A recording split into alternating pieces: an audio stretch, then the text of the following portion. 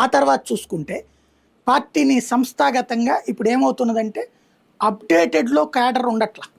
అంటే ఇవాళ అసలు రాజకీయం మీద అంత ఇంట్రెస్ట్ లేదండి ఎవరికి కూడా. నాకేం పని జరుగుతుంది ఒకప్పుడు ఉన్న కమిట్మెంట్. ఇప్పుడు నేను బాగా గుర్తు, నాకు 10th క్లాస్ అంటే 7th నుంచి 10th దాకా నేను గుంటూరులో చదివా. అక్కడ చదువుతున్న టైంలో ఆ బూర్ల వారి వీధిలో ఉండేవాళ్ళం, పాత గుంటూరు. అక్కడ మా ఫ్రెండ్ వాళ్ళ నాన్న కాంగ్రెస్ పార్టీ ఆ డివిజన్ ప్రెసిడెంట్ అనమాట.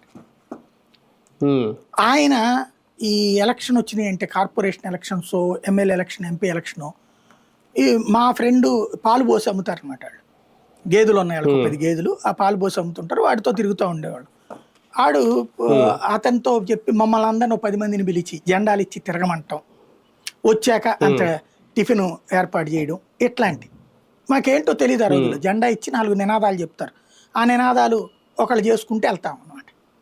అందులో అట్లాగే ఏదో ఒక ఫీలింగ్, మేము 10 మంది వెళ్తే ఓటేవడని వేస్తాడా, కానీ ఒక పార్టీ యాక్టివిటీ నడపాలని. ఇవాళ అంత ఫీలింగ్ ఎవడుకుంది కేడర్లో, కార్యకర్తల్లో. ఇంకోటి అంత జనం కూడా ఆ రోజున కేకేసి ఏంటా కాంగ్రెస్ ఏందిరా, మీ వయసు ఎంత, మీరేందిరా పార్టీ అని అడిగేవాళ్ళు మమ్మల్ని.